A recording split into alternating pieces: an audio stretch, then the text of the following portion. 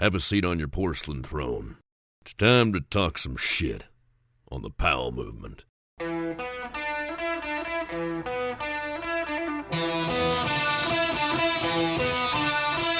Welcome to the Powell movement.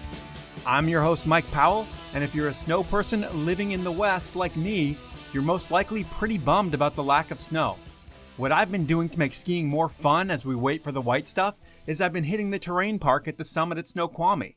This is the best park that's reliably open in the state of Washington, and it's an hour from my house. So I've been getting back after it again, hitting all the jumps, and it's taken me back to my youth. But then, on Super Bowl Sunday, I hit the last big jump with a little too much speed. As I was coming down, I knew things weren't right, and when my feet hit, I threw a ski and went hand and face first into the snow. Immediately, I knew I did something to my knee, but my knee is always fucked, and I knew right away that I didn't blow it, but it was a jarring impact that I know I'll feel for about a month. After I put myself together, I was skiing over to my kid and my friend, and I realized my thumb was on fire. I get to the lift, I take off my glove, and my thumb looks dislocated and all kinds of disfigured. I try to pop it back into place, but realize that it just looks dislocated, but it wasn't. What it was doing was swelling. So we took a few more runs, and then we headed home to watch the Super Bowl. I ice and take ibuprofen, but my thumb is locked straight, and I fear for the worst. Torn ligaments again. Good news is, I went to the doctor, and they believe the ligaments are intact, which I was excited about. The last thing I need is another surgery and pin. But I still need to have an MRI to really know about the ligaments. What the x-rays did find is that I broke my thumb, and that a fragment broke completely off. So now I'm scheduling an MRI, and I'll see a specialist to see if the floating bone fragments need to be removed. So while that sucks, what's even worse is that I have a mini vacation booked next week to White Pass, one of my favorite places in Washington. My kid has been looking forward to this for a while, so I'm going to power through this one, which is stupid of me, but it also makes me feel like I'm a good dad. So right now, I'm going to try and ignore the knee, put a mitten over my brace, suck up the pain, and do it for my kid. The one saving grace I have comes from Jeff Kendall. Jeff works at Therabody, and he's a fan of the show. We connected at the OR show, and he sent over a package of Theraguns to use on my body. And if you don't know what Theraguns are, they are the best recovery device ever, and in pandemic times, it's a way to avoid going to go get a massage, because the Theragun Elite that Jeff sent over is better than any massage I've ever had. It's game-changing and a total lifesaver. Thanks, Jeff. They came just when I needed them. And you can find out all about Theraguns and all the products they make over at Therabody.com. And while Jeff was helping me with my physical health, my podcast this week has a lot to do with mental health. This is a topic that was pretty taboo to talk about a decade ago, and nowadays it's more important than ever to bring the subject to light. And my guest, Jackie Paaso, isn't afraid to share her story. I'm not going to spoil any of the heavy details around this one, so I'll just say that Jackie is an absolute badass in the mountains, but like everyone, you never really know what's going on with the person. This is an interesting episode that everyone should hear. Before we get into it, I want to ask you to follow me on Instagram at The Powell Movement and on Twitter at Powell Movement 1. Please share and retweet my stuff as it really helps the show grow. Also, please support my amazing sponsors who make this happen. They are Stanley, Alpine Vans, Elon Skis, Peter Glenn Ski and Sports, and the 10 Barrel Brewery. Now, let's talk with Jackie Paaso. Your people had reached out to me to see if I wanted to chat with you about your most recent project, the Arctic 12. And while we're going to do that, first, you are pretty much ready to pop out a baby. How far along are you and how are you feeling? I'm like midway through week 37. So yeah, I guess technically any minute right now. I feel very pregnant. I feel okay. I've been quite fortunate throughout my entire pregnancy compared to others from what I've heard, but I'm ready to meet the little one. That's for sure. Nice. Are there any interesting or funny cravings that you've been having? Not for a while. In the beginning, I don't know, pickles, jalapenos, hamburgers. I mean, I sat and ate a jar of pickled jalapenos one day. Maybe that's a little bit weird. Yeah, I can see coming out on the other side that's a little bit weird, but we're not going to talk about that. How do you deal with your whole body changing? You've been an athlete your whole life and totally mobile, and now you are probably not as mobile and not as athletic because of you being 37 weeks pregnant. Yeah, it's hard. When I originally thought about what it would be like to be pregnant, I kind of thought like it'll be nice to have this time in my life where I feel like I don't need to push myself and I can just kind of relax and chill and take advantage of it. And as it turns out, I miss being able to go out there and push myself and do sports. And it feels a little bit like my body's being held hostage and I have to be so careful because it's not like, if I fall and I hurt myself, it's like if I fall and there's a baby in there, I've got to take it easy. It's a hard adjustment for me, having been an athlete my entire life, to just kind of sit on the sidelines a little bit. I can imagine. And your husband, he's the father of your child. I'm going to pronounce his name wrong because I think I always do, but Raina Barker, is that correct? Yeah, that's pretty good. Not bad. I'll take it then. Well, he's a badass skier, 2012 Freeride World Tour champion. So between the two of you, there are some serious ski genes. And have you guys talked about how your kid is going to end up being some super skier or just super athlete? I mean, Raina has joked that our kid is going to win an Olympic gold medal and a Nobel Prize. So no pressure there. But I mean, in all seriousness, I mean, we hope that our kid enjoys being in the mountains and outdoors and sports and stuff like that. But the reality is you never know. I mean, we'll show them our world and we're not going to force them to do something they're not into. But I hope that the little one likes skiing. That's for sure. Well, you can gently nudge them because they need that to figure out things that they like. And they're probably going to like the things that you like, but who knows? Where is home base for you right now? So I live in Åre, Sweden for about 7 years now. I moved over to Raina's neck of the woods. And do you guys have a lot of help there with the baby and everything? Will you have a lot of people to help you guys out? I don't know. We'll see. His mom is nearby and we have a lot of friends, but a lot of our friends have popped out babies recently too. So they've got their hands full as well. But, everyone's been really supportive. It's going to be interesting though. I can imagine. And speaking of supportive, you have these ski sponsors and they expect you to deliver in content and drive sales. And that's what the sponsor-athlete relationship is all about. First, who are the brands that make you a professional athlete? Yeah, so Scott, who I've been with forever, and I just re-signed with them, as well as a Picture Organic Clothing. That's my second year with them. And I just signed with Thule. So I've been quite fortunate that this pregnancy hasn't really changed the support. They still want to support me as an athlete and are also supporting, my new journey as a future parent. With those three sponsors, I mean, is that enough to really have an income to be a parent, or do you have to do something else on the side to generate extra income? Right now, it's enough. And I think I'm fortunate that I live in Sweden where it seems to be a bit more affordable to have a kid compared to what I've heard from my friends in the US. So right now, yeah, it works to still be a pro skier and a parent. And based on the timing of your whole pregnancy and your movie, The Arctic 12, did you pretty much come home from the trip and then within weeks you're pregnant? Yeah, pretty much. Basically, like Raina and I were both 39. And in Sweden, if you are going to have IVF or anything like that, you kind of have to start the process before you turn 40. And so we had been kind of trying, but not super hardcore, I would say. But we're like, well, we should maybe look into this just in case this is something that we're going to need. Like, next year we're going to be 40. So we started that process for IVF. And then I think I bought one of those little ovulation calculators or measurements or whatever they're called. And then a month later we were pregnant. So it all worked out. Yeah, we skipped the IVF part and we were a little bit surprised. Yeah, within the first month that we got back home after winter and everything, and bam, baby on the way. Yeah, so you get this trip behind you and then baby's on the way, but we got to talk about the trip a little bit.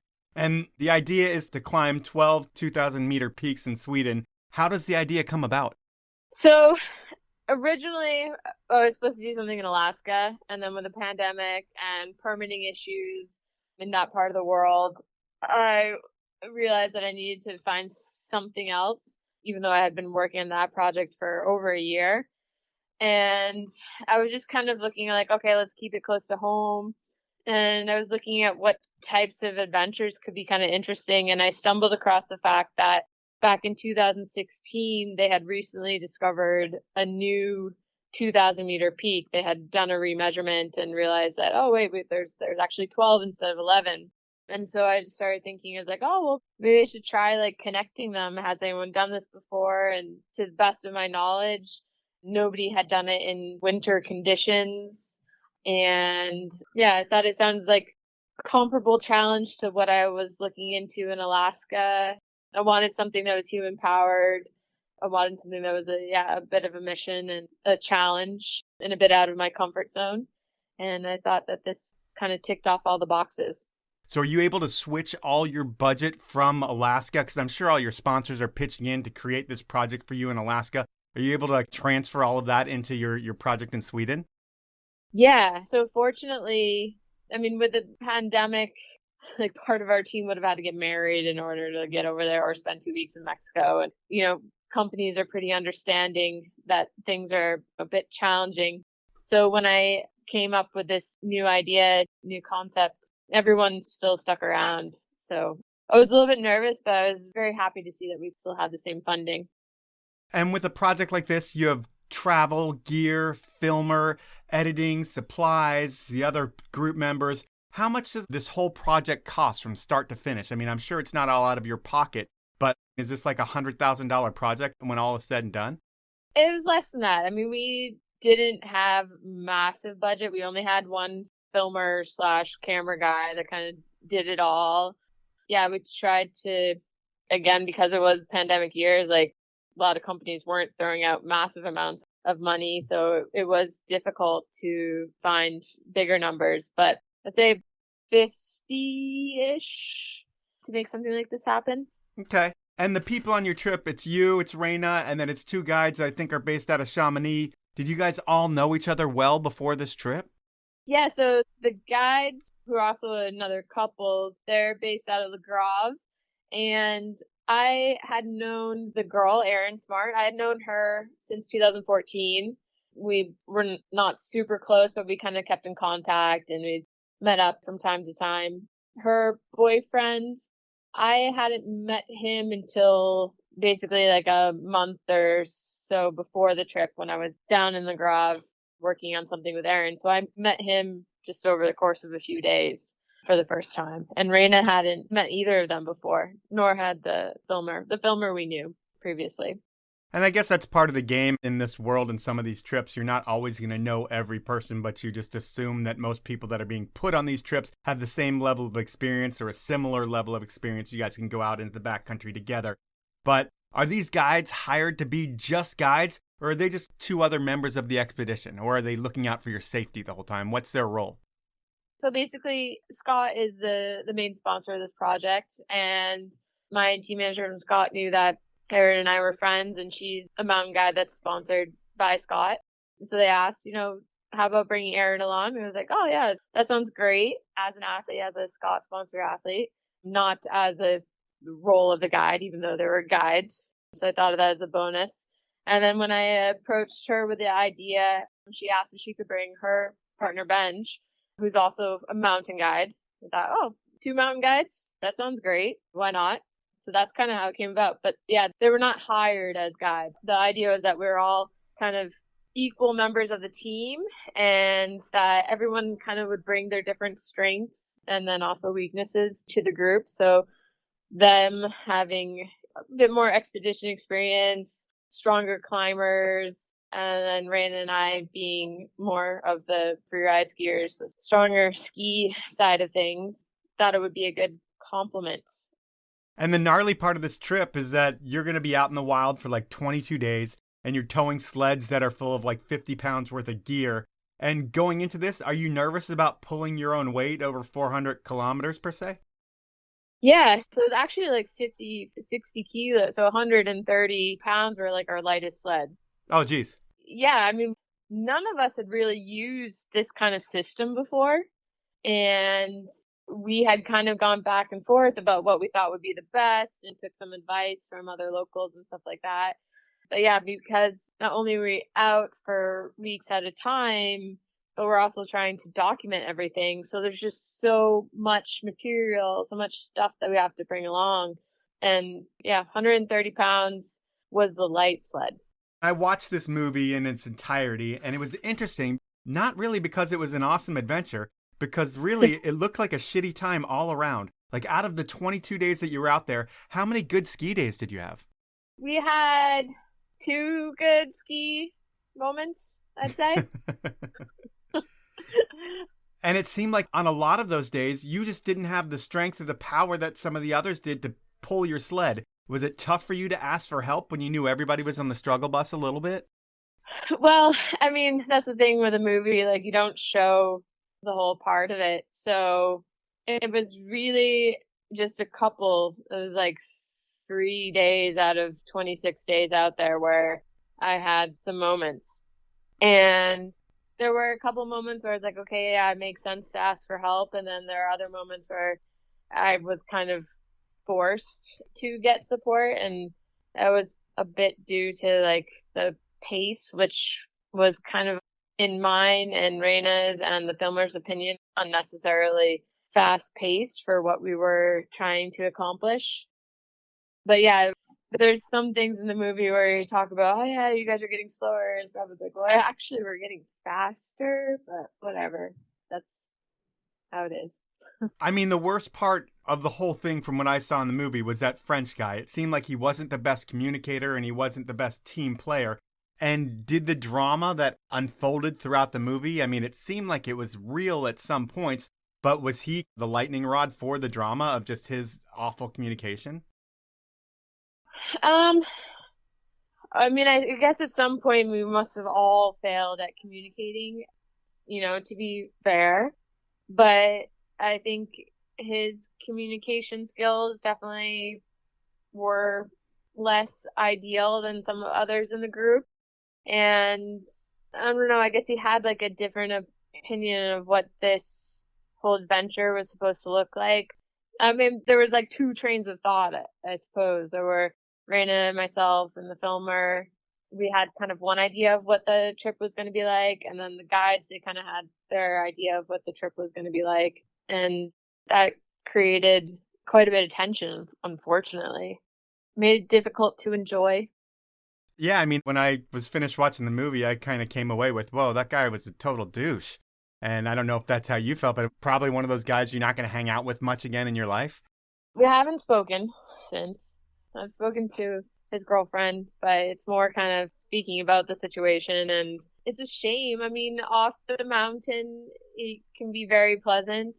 We just have 2 very, very different approaches to how we go about in the mountains, and he needed to kind of be first. Raina and I, of course, were a married couple. Of course, we had our moments where we were bickering, but the only thing that made me feel better when I was getting chewed out at times was like, well, he's kind of chewed out his girlfriend recently too, so at least I'm not the only one. Huh. So I always had that in the back of my mind. But yeah, I don't like to speak ill of anyone, and I'm like super fortunate that everyone stuck through with it through the whole time, but we did not mesh well like I had hoped for, unfortunately. And his approach made it really difficult for me to enjoy it. And I'm sure if you were to ask him, my approach made it difficult for him to enjoy it, because apparently he didn't have fun until he was having a beer at the end of the out of the woods. So the whole trip you're dealing with weather, fatigue, personalities, and none of it seems to be going that well for you. At least that's kind of how it plays out in the movie. Is there any thought of quitting ever, or is that just out of the question? I was more afraid that somebody was going to quit, because I kind of brought everyone together, gathered all the funding. I was responsible for the whole project. I never wanted to quit. I wanted it to be better. I wanted the mood amongst the group to be better. Actually, I, out of my own pocket, like treated everyone. We were at this mountain lodge, like further down on the trip. I treated everyone to kind of like a gourmet mountain dinner in hopes that it would kind of lighten the mood a little bit, because I just wanted us to complete this. I wanted us to finish as a team and hope that no one would quit. Unfortunately, we got shit like directly after the dinner, so that didn't help. But no, I never wanted to quit. Like, it meant so much to me that even though it was mentally very draining, at no point was I going to quit. It's time for my first sponsor break, and I'm going to start out with the 10 Barrel Brewery out of Bend, Oregon. Not only do they make the Northwest's best beers, but if you haven't tried their clean line seltzers or cocktails in a can, well, you're missing out. And you can try just about everything at their Denver, Portland, Boise, and Bend-based pubs. Really, 10 Barrel specializes in everything that I think is fun: skiing, snowboarding, biking, and drinking beer outside. And from supporting a world-class team of athletes that includes Lucas Walks, Ejak, Curtis Cizek, Kate Zeleth, Carson Storch, and Ben Ferguson, they also create countless events and host their own, like their epic Pray for Snow parties. On top of that, they give back to causes like Protect Our Winters. They have supported this podcast for years, and to celebrate that, next time you're at the store, pick up a 6-pack of 10 Barrel and drink it outside. For more on everything 10 Barrel, head on over to 10barrel.com. Next up is Elon Skis, and I've told you before how much fun I'm having on my Ripstick 96 Black Edition. And for the past decade, I've skied a wider ski because that's what I thought people did in the Northwest. And I've had a blast on my Ripstick 106. But when it's hard and fast out there, the 96 is so much more fun. That carving sensation, well, I feel it a whole lot more, and I'm hooked on the more narrow-waisted ski. And being that these skis are made in Elon's best-in-class factory in Slovenia, the quality of my skis is visibly better than anything else on the wall. Next time you're at a place that you can demo some skis, try something out of the Ripstick line, and you will be sold on Elon just like I am. They are so good, and they're always good times. To find out more about the skis, message me or check out elonskis.com. My final sponsor this round is Peter Glenn Ski and Sports. Peter Glenn has been getting people out there for over 60 years, and whether you're going on vacation or a weekend warrior or ski or ride every day, Peter Glenn has all the brands, all the deals, a knowledgeable staff, a price-matching policy, and free shipping on orders of $49 or more. If you're listening to this podcast and need gear, please do me a favor and head on over to peterglenn.com. They have all the deals, and by buying from them, you are supporting the show and keeping it going. So please check out peterglenn.com. Those are my sponsors. Now let's jump back into the podcast. With a movie like this, to make it worth it for your sponsors, because their dollars can go a lot of different ways to move the sales needle, is there a goal of how many people need to see the movie to make it a success? Do you guys talk about that before you actually go out on the trip? I mean, as many people as possible, but no, I can't say we talked numbers exactly. No, it's a good question. I don't have a good answer to it, unfortunately. But I can say the project did turn into a longer project than I originally anticipated. So that made like my original goals for putting it out into film festivals a little bit more difficult because it's quite long. It's just almost 70 minutes. Yeah, I was surprised to see the length of it too when I was sent the link. Yeah. But it was entertaining because there was that drama in it, given it wasn't all happy or it wasn't much happy. But there's a lot of different things going on, which makes the movie interesting, and it's worth checking out. It's on the internet for free, so I think everybody can check it out now. And that's going to be my long intro where we talk about you being pregnant, and we talk about your movie, and now we're going to talk about your life and times. And like your movie, your life and times is very interesting, but there are some dark times too. But we're going to start growing up in Maine, and I don't think you came up in a classic ski family. Like, your dad was an NFL player. What was his career like? Yeah, I mean, he played preseason in the NFL for the Broncos way, way, way back before I was even a thought. And then he played in the AFL. And I think it was one of those things, it was a career that almost went all the way, but not quite. So it was one of those things where, he had some successes, he got further than most people, but didn't spend years on the NFL or anything like that. And it was one of those things where as I would hit different hurdles and stuff in sports, he would kind of share a bit of his struggles or successes with me to, I suppose, kind of sympathize. But yeah, none of my parents were skiers before. Before you got into it? Yeah, we all started at the same time. Okay, and do you have brothers, sisters, or are you an only child? So I have a younger brother and an older sister. So was skiing like the family thing that you guys could do together on weekends where you'd all go out and ski together? Yeah, definitely. My sister, she was 10 years older, so she was kind of out doing her own thing. But my brother and I, we grew up on the same freestyle team weekend after weekend. Like in the beginning, we were weekend warriors and drove up from Mass. And eventually my family moved to Bethel, Maine. And yeah, every weekend in the winter we were skiing. And then every weekend in the summer we were mountain biking. And that was kind of our family adventures. Did you know Simon Dumont, or were you way older than him? My dad actually coached him technically. He was on the team around the same time, I guess towards the end of mine. But yeah, he was there. We know him. Gotcha. And how do you deal with the brutal cold of living in Maine? Because I would think it can get miserable, but when you're a skier, you're expected to be on the mountain regardless of the temperature. Well, I mean, it's like if I had come from California and moved to Maine and was going to get into skiing, that'd be one thing. But that was what I knew. That's what skiing was. It wasn't until I went out to California and realized that it could be sunny and a bit warmer and more pleasant that I realized just how brutally cold it was in Maine. And then now I'm in Sweden where it's the same as Maine, basically. So apparently I like the cold.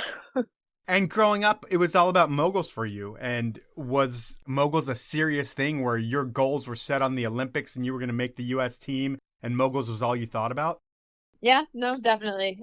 From, I don't know, I was 9 till 21 or maybe even 22, moguls and going to the Olympics and all that, winning a gold medal and all that stuff was a big part of my life and a big goal and a big disappointment in the end too, unfortunately.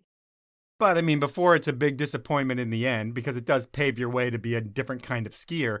But when you're competing, when you're younger, by the time you get to high school, is it something where you're traveling a ton to compete and you're doing well and you're on podiums and people see potential in young Jackie? Yeah, I mean, by the time I got into high school, I went to Gould Academy. So it was like we had this ski academy type thing going on. So I was really fortunate that I was able to have that experience. And I started traveling nationally and internationally and have like a junior world title and stuff like that. So it was almost all the way, but not quite. And it was one of those things that, I'm super grateful that I had that experience. Really happy that I was a mogul skier. And I think having that background has helped me get to where I am today. But it's like, a lot of athletes don't get that gold medal that they dreamt of. And when that realization hits, it can be hard for a little bit of time. But once you get over it and realize like what that experience has given you, then it's all worth it. It's just getting past that initial disappointment. I hear you. And I would think one of the big challenges before any disappointment happens is just the cost of skiing. And your parents have to give up a lot just to support your goals? Yeah, we kind of went like opposite. Like my parents, when I was younger, were doing quite well. But as I got older, like my high school years and later on, they ran into some financial struggles. And that was something that kind of weighed heavily on me because I just knew how much they sacrificed. I mean, there were times when we didn't have a car, but we had, the sports equipment that we needed. They really put everything on the line to make sure that they could give us, as much as possible to help us achieve our dreams. So it was really fortunate, but it was hard to see them sacrifice so much. Does it put a ton of pressure on you too, when you realize that they're doing all of this to make sure that you have the opportunities to do well, and then that puts you in a position where like you have to do well or you'll feel like shit if you don't because your parents are putting out so much for you? Yeah, I mean, even if I did well, I still felt bad because it was such a huge sacrifice, especially when I got a bit older enough to kind of really realize what they were sacrificing. It was definitely as hard for me to just overlook it and focus on what I needed to focus on to excel in the sports. I couldn't just put their sacrifices in the back of my mind and not think about it. And I think ultimately that's kind of what led to me realizing like, okay, my heart's not in it like it used to be. I can't make my parents sacrifice all this. I need to just walk away because it's not fair. And it's tough. It's definitely tough. And I'm super grateful that they did the best that they could and were always incredibly supportive, even when it was quite a struggle for them. When does it all end? Is it in college when you decide to throw in the towel for moguls? Yeah. So what would have been my second year of college, I guess, is when I had an injury. I kind of had like one off year, tried to come back and had a little bit of success, but realized that, yeah, my heart just wasn't in it. And it wasn't worth trying to to get to the level I needed to be. I needed to be 100% committed, and I just wasn't. So I decided to quit. And do you quit school and skiing all at the same time? Is that kind of how the progression goes? Yeah, I mean, it was a combination of mogul skiing. It's not a collegiate sport, or at least I don't believe it is yet. It wasn't back then. So I would go to school for the fall semester and then take the following off. And my second year of doing that, I would have had to kind of reapply, which wouldn't have been an issue. But I kind of panicked. I was like, oh, this is really expensive. I didn't choose wisely financially when it came to choosing a school, and it was quite expensive. And I just kind of panicked and quit skiing and quit school, and always told myself I was going to come back at another time and find a more affordable solution. But that 10-year plan has since turned into... It's a lifetime of skiing. It's all worked out, but it just took a totally different path. But yeah, you leave school, you leave skiing, and you can take all that money that you're not spending on school, and you head to India for a 40-day NALS course. And what's the idea behind that? Find yourself, learn how to live in the mountains, and ultimately use this to make you forget about your mogul career? Yeah, so there was really no money. Well, it's just money you weren't spending, I guess, on school because it sounded expensive. Yeah, I guess I got like some financial, because there was like some of that was school credit actually to do part of that NOLS course. Oh, wow. Yeah, so that was part of it. So the idea was that I was really interested in like mountaineering, and I thought like, oh, this would be cool to kind of go to the Himalayas and learn a little bit more about mountaineering and this other side of being in the mountains. And also, yeah, I guess kind of taking a bit of a break from skiing and just check something else out. When you get home, I want to think you come back with all of this confidence and hope for your future. But this, I feel like, is when things start to get dark. And from what I read, you come home to your boyfriend seeing somebody else, and that sends you in a spiral. And what happens from there? Yeah. So I think one was like my first overseas kind of international travel, and that it changed something in me, just seeing how other people in different part of the world live and how non-materialistic they are, and then coming back to the US was a bit of a culture shock. So I was already in this weird space, and then thinking that I'm coming back to a life that I realized doesn't really exist anymore because my boyfriend at the time had moved on. And I think just the whole culmination of that relationship, culture shock, and what the hell am I going to do with my life? Like, having been, a bit lost, I had like a bit of a downward spiral and ended up in depression, ended up in the hospital. It all happened really quite fast after like just a week or so after coming back from India. That was tough. So you'd come home, you find out about your boyfriend, and everything in your life is just kind of going down the toilet. Like, no boyfriend, you realize this life you're living is so much different than the life in India, where it's not materialistic there. And in the US, it's all about what you have and who you are. And right now, you're kind of lost in a world. Is that kind of like all the thoughts that are running through your head? Because, I mean, it sounds like you end up taking a lot of pills and you're rushed to the hospital, and it's a pretty close call. Like, I don't know if you're trying to kill yourself per se, but you were trying to make something disappear, it sounds like. I mean, where were you mentally? I was mentally in a really bad place. Yeah. I mean, yeah, it was a suicide attempt. I don't think that the idea, I guess it maybe was a bit more of a cry for help. I don't know. It was like this like situational thing. It wasn't something that had really been growing at that point. It was just something that just hit me right away. So it was impulsive? Like, you didn't leave a note or anything? It was just like, I'm doing this and it's over? Yeah, it was pretty impulsive. it was not something that, people could have said, oh, I saw this coming. And I don't think anyone really saw it coming. I mean, I guess if you look back and say, oh, yeah, I guess, a lot of things weren't going how she would have liked. But it was a bit more situational. I just kind of had a mental breakdown and struggled a bit with that. But it was coming back from that was the long depression. It was the recovery was the start of a long depression. Do you go in and start meeting with doctors and therapists and try to figure out exactly what's going on with your mental health? Or do you sweep it under the rug and move to Tahoe? How are you able to deal with it? Because it sounds like you say that's the beginning of a long bout with depression. But what do you do in the beginning to try to combat it? Is it something that you just ignore because it's embarrassing and people aren't talking about mental health at that point? Yeah, kind of. I mean, it's something, I see a few doctors talk a little bit about it, and because it was more or less kind of out of the blue and more situational.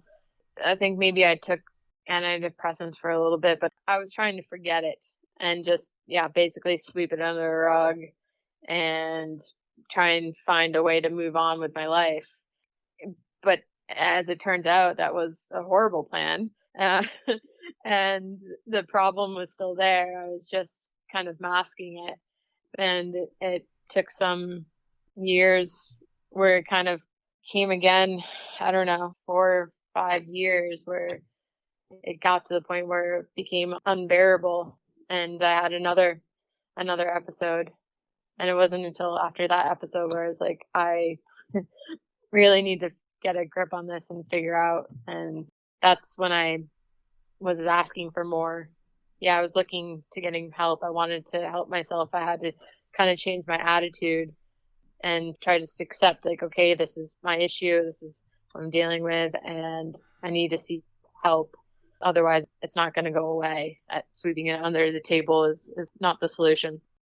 Well, it sounds like, because I was going to go into you moving to Tahoe, but we'll go back to that in a little bit. But it sounds like in your second bout, when you're talking about it, and I'm sure it's not a second bout, but when it really just comes to a head the second time, there's another overdose or suicide attempt, or I don't know what you even call it, and I don't want to call it anything because I don't know. I don't know if there was notes or whatever.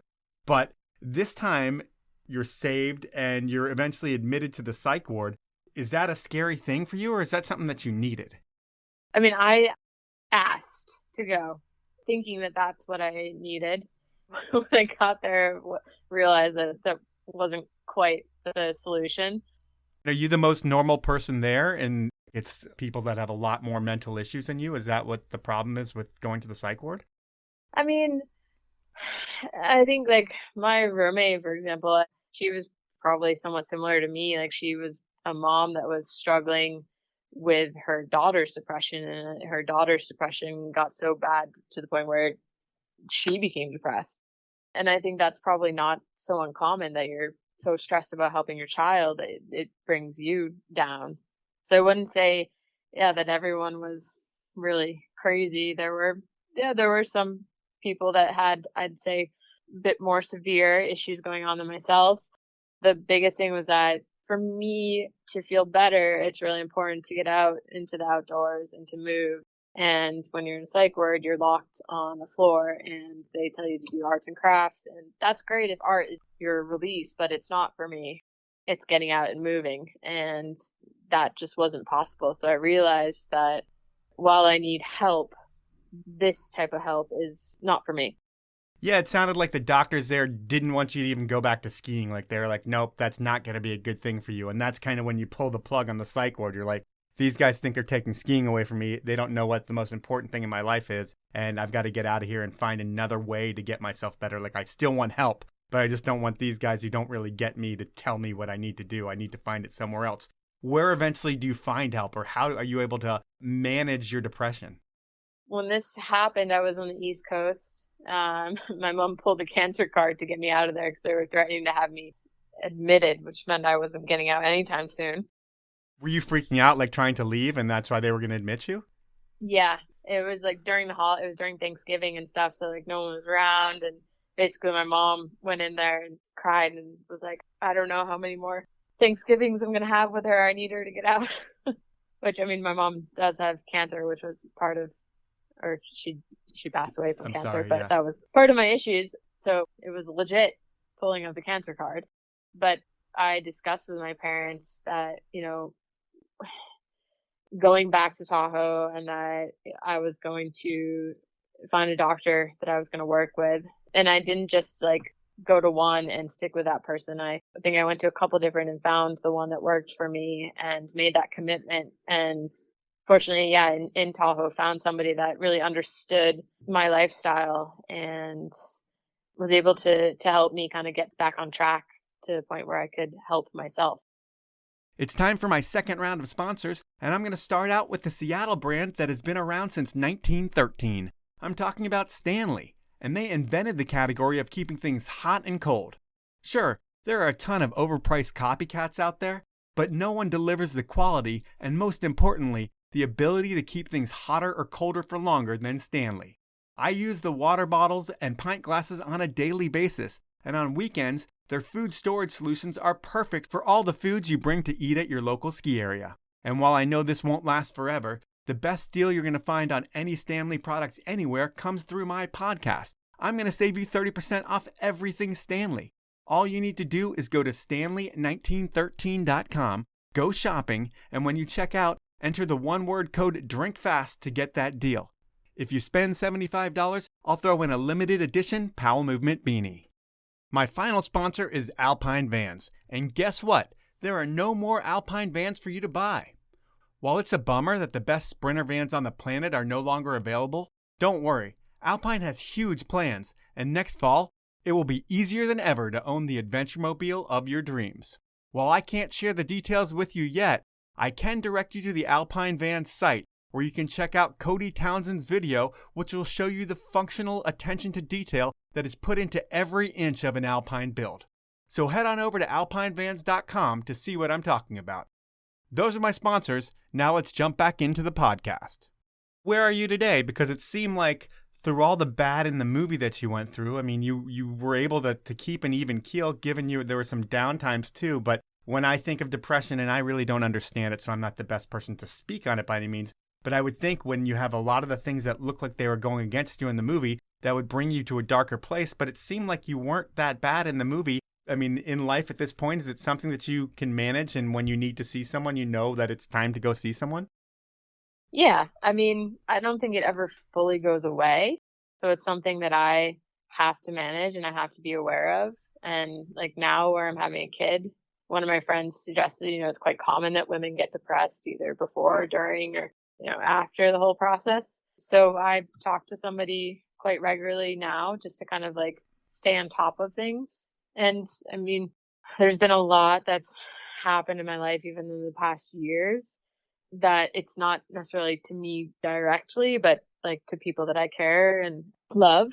And that's hard. And that, sometimes I can feel the depression kind of creeping back, but I think maintaining, like staying on top of it, and having a good support system and having people around me that either say, hey, maybe you should go talk to somebody right now. It looks like you're struggling, or just, having people that I can talk to has been really important, and owning it, because that was the reason why it took me so long to get over it, because I just tried to hide it and sweep it under the rug.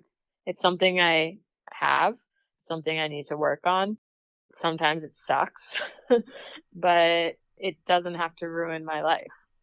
No, and I think we're in a place in the world now where you can be comfortable in saying who you are and what you are, where back when this was going on 10, 12 years ago, it was a different time in the world where it was embarrassing and it did create shame if you talked about mental problems at all. So it's a great thing that the world has kind of changed where we can talk about this now and there is no shame. It's just kind of, this is what it is. And in thinking of a couple other moments where depression's going to affect you, because we might as well get this all out of the way now, then we'll talk about skiing. But obviously, I'm very sorry that you lost your mom and she had cancer. So you're able to see that one coming, but I'm sure that's not easy. But at least there's a roadmap with that. You know that there's probably a finite amount of time, and given that there's hope, but you never know when you lost your mom, and that's very sad, and I'm sorry. But then you had a best friend and roommate, Timmy Dutton, who was just an awesome guy. But he passes away in a skydiving accident. And that's one of those where you can't plan for it. It just happens and you get the word. And I'm sure that your world is pulled out from under you in the matter of a phone call. And how are you able to deal with something like that? Has it gotten to the point where you were able to manage it, or does that send you spiraling all over again? Um, I think it didn't send me spiraling. Of course, it was devastating. I mean, Timmy was a big part of me being able to come back and help myself, because it was one of my friends that understood what it was like to not always have things be perfect in life and to come back from struggles. So I think we had this like special bond.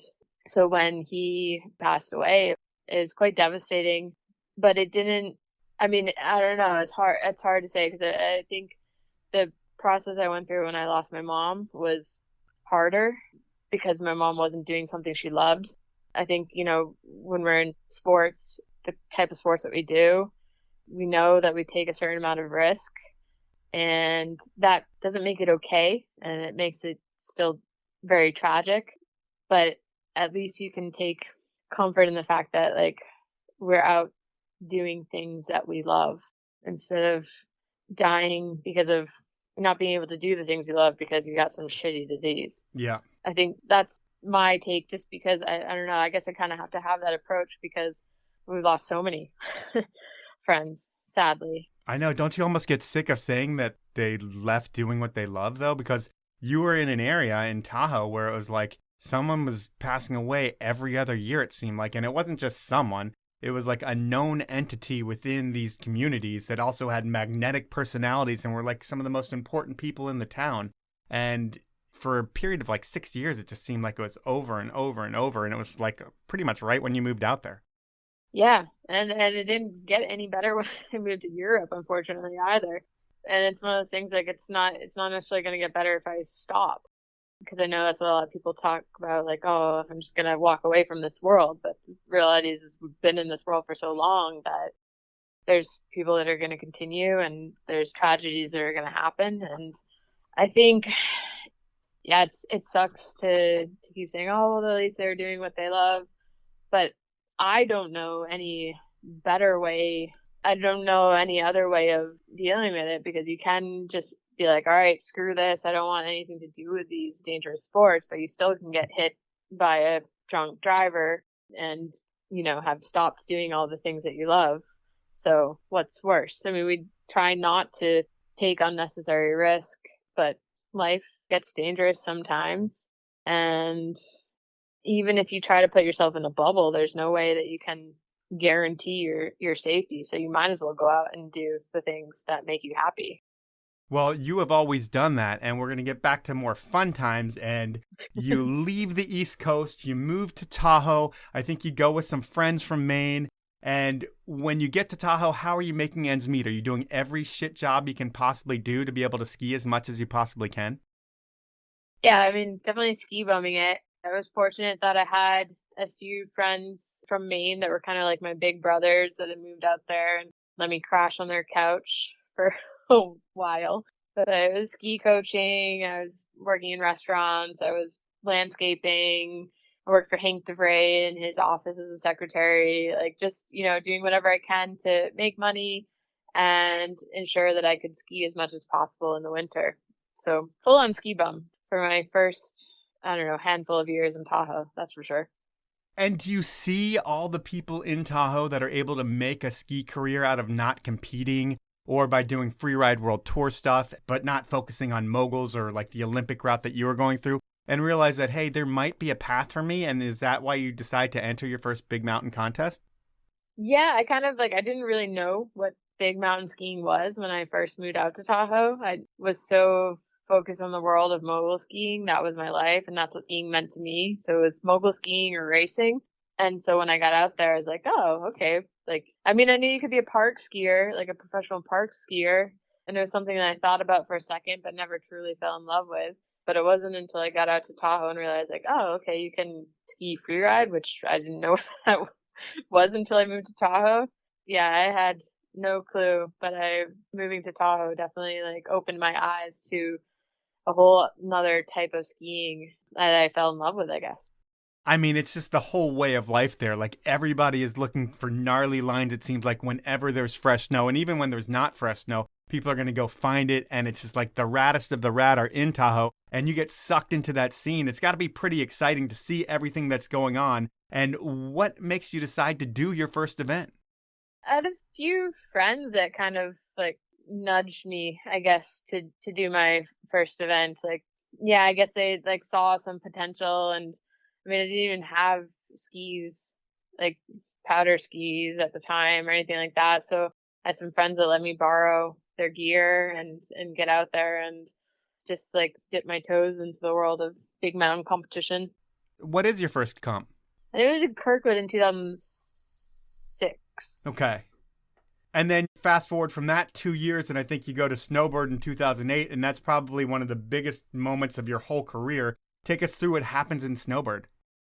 Yeah, so 2007 I broke my back, so I had intentions of skiing freeride comps, and then that fell through. So 2008 came back and did a couple of comps that year. Didn't have that much success. Was like trying to figure out how it all worked and everything. And when I got to snowbird, I had a friend that had seen the winning line the previous year for one of the guys. It was a friend of mine from back east, and he's like, "Oh, this is the line you should ski." And that's, when you can go on the course inspection and kind of check things out, and show me the line. I was like, all right, yeah, this looks like something I can do. I don't see why not. When I originally went to do it, like a few people were like kind of doubting it. So I actually, the first final, bailed and barely made the super final, and then decided, all right, screw it. Like, I'm not going to listen to people. Like, I know what I'm capable of doing. I'm going to ski this line. And I skied it successfully. So it ended up being my first victory on the Free Skiing World Tour, which was really fun. But I think what meant more for me was winning the Sick Bird Award, because I was the first female to do that in 10 years. Yep. So that was a pretty big deal for me. Yeah, that meant a lot. When you finally are able to win the event, you get the Sick Bird event, you realize that you are brought into this group and you are fully accepted, because when you win that Sick Bird event, everybody recognizes it, especially because you're a woman, and there hasn't been a woman to win it in a decade. So people are like, holy shit, look what she did. And then I would think you were the talk of the town. And is that like you finally found your tribe and you know what the future of your ski career is going to be? Yeah, I mean, I think it's funny because I remember when I used to coach in Tahoe, like, back when it was Squaw Valley, I remember this couple giving me a hard time because my kids were in the way or something like that, or people, because I was a nobody. And then, after having won this, all of a sudden, like, the same people that were giving me a hard time for something that was ridiculous wanted to talk to me, which, yeah, I never forget how they were before. But it was a weird feeling to kind of go from no one to really being accepted in the community. And in general, most people were pretty cool, and not like those people that just want to talk to you because you did something. It definitely felt like the beginning of something that could be pretty special. And I had no idea what that meant. I had no idea how things were going to be moving forward, but super fortunate that I've had these experiences, and it's got me to where I am today. And is your mentality in those contests like, pick a gnarly line and you take it, and it's either like you're going to stomp the shit out of this line or you're going to blow up, but there's no in between with you? Because I've seen you ski before, and it seems like there is no fear, and it's either you're going to land and win or blow up. Yeah, I mean, for the most part, there's times when, especially like when I was on the Freeride World Tour and you have to worry about qualifying and stuff like that, there's times where I would have to do a little bit more of a safety run, or else I wasn't going to qualify because I had blown up too many times before. So I can play the game when I have to. It just doesn't feel good. I mean, even in those instances where I played the game and played it safe and still walked away with a win is nice, but it tastes a lot better if you've done something that you feel like is an actual challenge. So for me, it's always been about like, what's going to challenge me, and yeah, what's going to feel really good if I actually can do it and accomplish it. So it's not the greatest tactic if you're trying to go for an overall, but I think I don't know, not all wins are equal, and it feels way better when you do something that's fun. When you ski it how you want and people recognize it and you win it that way, that's the best way to win, I would think. Yeah, I think so. And through all this time, you've been killing it on the Freeride World Tour. I think you've had over 15 podium finishes, around like 10 wins. And does having a great ski resume, does that keep you in a positive place? Like, are you able to enjoy all these wins? Because we talked about battling depression earlier, but you have all these highs that are going on too, between traveling the world, meeting your husband on this tour, winning events, doing really well. I think the only thing that's really eluded you is the overall title. But either way, you're doing so well, and you've created this amazing ski career where early on in your life, you were like, yeah, the mogul thing, it was like really close, but it didn't really happen. But it happened on the Freeride World Tour circuit. And are you able to enjoy all of that? Yeah, I mean, I try to. I mean, I'm a pretty competitive person, so when when it doesn't go well, I'm not always that much fun to be around. And I'm overly critical of myself, which probably stems a little bit, yeah, from the depression, but is also why I have achieved what I've achieved. So I do enjoy it, but that's something I have to work on. I have to kind of remind myself, like, all right, take a step back. Like, you've achieved a lot of your goals. You are living the life that you wanted to live, I don't know, 12, 13 years ago when I started this whole path. So it's not like everything's, puppies and rainbows. It's not always perfect. And being a competitive person, you always want a little bit more. And I'm trying to work on that, but it doesn't always get in the way of my being able to enjoy the life I have. But it does sometimes. That's for sure. And what do you see in the future? You're going to have your kid, and then you're going to get yourself back ready to ski. And when you're ready to ski again, are you going to be competing anymore, or what's the plan for Jackie? I don't think I'm going to be competing, but I have a project that I'm working on. I'm kind of like in the can't really say much about it right now, but I have some plans lined up for next year. And I mean, of course, it's going to be interesting. I mean, our child hasn't arrived yet, so Brandon and I are both probably super naive as to what's possible. But the goal is to, come back as quickly as possible and continue skiing and not let motherhood necessarily stop. It's going to change things. It's going to look different, but I still am motivated to get out there and progress and, continue skiing. Well, from a person who has a child, I will say that it is easy. A lot of people say that it is hard, but really crackheads do it. And if they can do it and get by with having a kid, I guarantee you can do it. I mean, I was able to do it, and it's not as hard as people make it out to be. So I don't think it's going to change you too much. And then when you start doing stuff after you've had the kid, when your kid gets old enough, you can be like, look, I did all of this and I was a mom, so you have to do all of this too, or you can do a lot more too. So I think you're going to bounce right back to where you were, and you're going to be surprised with how easy it is. But that's me looking at everything optimistically. But at this point in the show, I have something that I call Inappropriate Questions. And what that's all about is I get someone that you know to ask 3 questions, and they can be anything. This week, I was able to get a dude that you knew well back in the day. He was a very good friend of yours, a very good friend of Timmy's. Oh, no. Mike Wilson. And you might not have had much contact with him lately, but you guys are tight from what I hear. And Mike recorded 3 questions. And are you ready for Mike's first inappropriate question? I am ready. This was back in like 2011-ish. We had that killer season in Tahoe, and Julian Carr came out and was ripping around squall with us for a day. Do you remember what happened with Julian and I on KT and Olympic Lady? Yeah, I still have dimples from that incident. I ran into those guys at the end of the day, and they're like, oh, Jackie, we found this cliff. Like, here, come jump off of it. It's perfect. And like, I don't know, Julian had gone left, Mike had gone right. They're like, just go right in between our tracks. And I thought the idea was to stomp the cliff. Apparently that wasn't the idea, but I stomped the shit out of it into a snowdrift. Both my knees went into my face. I instantly swelled up. I don't know how I didn't manage to break my cheekbones. I looked like, I don't know, a car accident victim or domestic. Like, it was bad. And I have dimples to this day because of the scar tissue from that incident. So your dimples really are from a crash. Yes. Oh, man. Crazy. All right. We're going to jump into question number 2. Just out of curiosity, I've seen you jump a lot of huge cliffs. I've seen you ski a lot of gnarly lines. What is the biggest cliff you've ever jumped? I think it's around 70 feet. Jeez. Yeah, I think somewhere around 70. Where was that? I'm not sure which one, because I guess the one Silverton that they say was around 60. We jumped off the side of Palisades with Wilson once, and I think they were saying it was around 70. For sure 60, maybe 70. Both stupidly flat landings, unfortunately. Not the smartest thing, but I guess you were young and you had something to prove.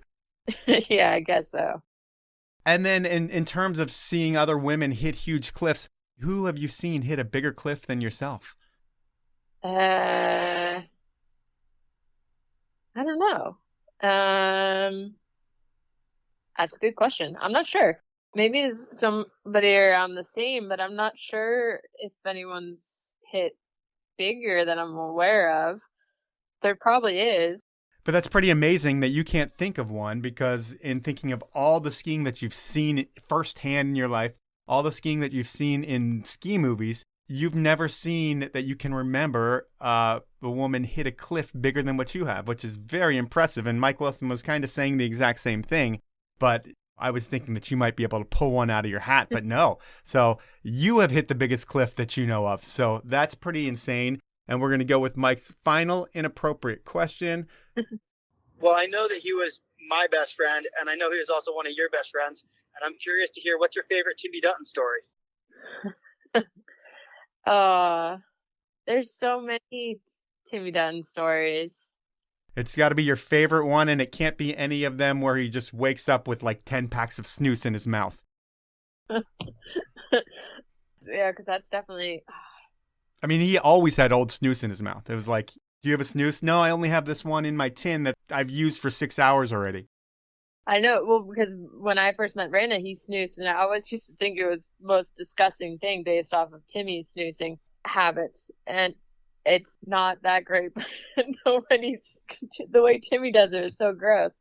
We used to share a room, like most of the time when we would travel, if we were like somewhere, we'd always end up sharing the same room, sharing the same bed, like even if, there was a single room, Timmy and I would end up sharing that room.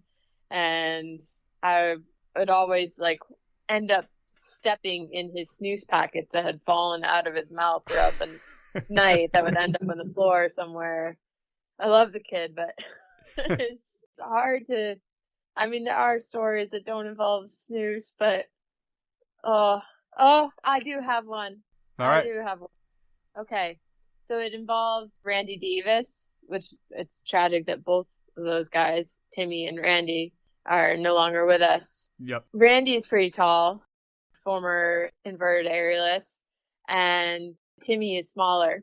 He's a bit shorter, and I remember like both those guys are so good at doing backflips. Or this is like the tiniest little bump on the side of the trail, and they're like, "Oh yeah, we can definitely backflip it."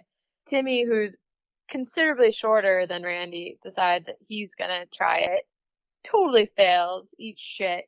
And Randy, even though he's taller and his chances of success are going to be much less, still decides that he's gonna do it, and as well totally eats shit. And it was really enjoying to watch from the sideline these two idiots trying to throw a backflip off like a 3-inch bump.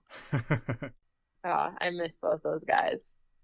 All right. Well, those are inappropriate questions, and that is our podcast. And if I look at your life and times, it's like it's been a battle. It's like you have all this talent, but talent doesn't matter if your mentals aren't in the right place. And it seems like that's been key to your career, is getting your head in the right place so you can just enjoy life and manage everything that's going on. And it seems like you've done that. And like everything you've done in your life, it's not an easy thing to do. But it's rad to see how far you've come, and soon you're going to be able to relive all these memories through the eyes of a child, and that's a really special thing, and you're going to have some super athlete that you're not going to push into anything, but it should be pretty exciting to see, and I thank you for your time. Thank you. Thanks for having me on the show. So that was time with Jackie Paaso, and what a heavy life Jackie has lived. Between the death and depression, the suicide attempts, and psych wards, there has also been a ton of success in Jackie's life. More than most of us will ever know.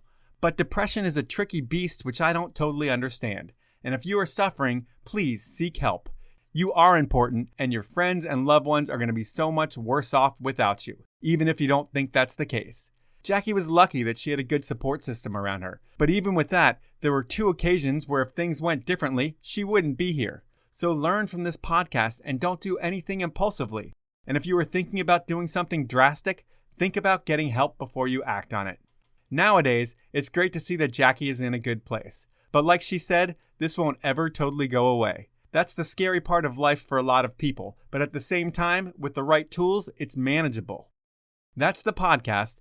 At this point, I want to ask you to review me on whatever platform you listen to me on. If you're on Spotify, please star rate me. It takes about 5 seconds and it's super easy. If you listen on Apple Podcasts, here is what you need to do. First, hit that podcast icon on your iPhone. Second, search for the Powell Movement. And even if you already subscribe, you still need to search for the Powell Movement. Third, click my logo. Fourth, scroll down to where the stars are. Fifth, give me a star rating and review. It takes about a minute and it's greatly appreciated. And if I read your review on the show, email me with your info and you get a free beanie. If you're outside of the US, I won't ship a beanie to you. And that's not because I don't love foreign countries, because I really do and I love traveling to them. But they're really expensive to ship to and they require a lot of paperwork. So if I read your review online and you are not in the US, you can give me an address of a US friend and I'll ship your beanie to them.